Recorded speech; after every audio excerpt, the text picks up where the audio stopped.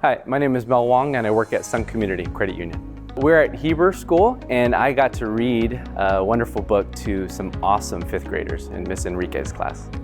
It was great. The students were so attentive and they were just so curious. They had some awesome questions about the book. They assessed what they took away, what they can apply in the future about it.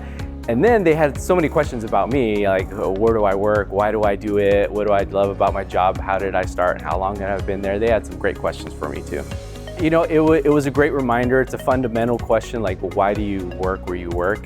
And it just reminded me like why I do what I do is I like helping people. That's why I'm here today, is just kind of engage with some of the youth of our community and just kind of apply some value, whatever they can take away from it. But they applied a lot to me. I was able to, again, start with the fundamentals of why do I do what do I do, and just get refreshed as far as being a person to help individuals. And in turn, those fifth graders helped me too as well. Reading is such a fundamental thing with our youth and our children especially. It's an opportunity to take some time out of our hectic days between school and maybe going to soccer practice and all these other things. It's an opportunity for you just to have that connection. And connection in our culture today is maybe lost a lot of times with social media and all these other things.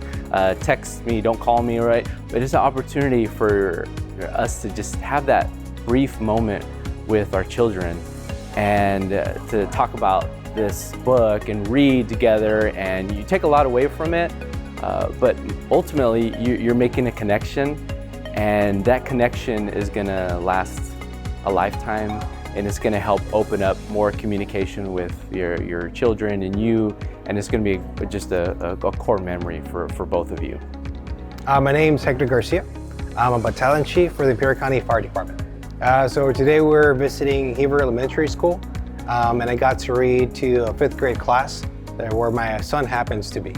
It makes it feel good because I was able to connect with the class in general, and also get to read a book that carries a very strong message for the kids. And it's called The Bad Seed. So the message of the book is basically, if you might get brought up in a bad environment, but that doesn't define who you are. At the end of the day, it's what your values, your core values that you carry inside that actually make you who you're gonna be. You can either decide to, you have a bad life, you take a bad route, or you go to the other way, which is we'll call it the dark and light, right? And the book basically goes through about a seed who happens to be bad because of the environment it was brought up in, but it decides to be good. Even though there's still some bad in him, some things that he did that are not that great, he still tried to focus on doing the good things. And I think it throws a very strong message for the kids that regardless of their upbringing, they can make the best out of it and they can be good.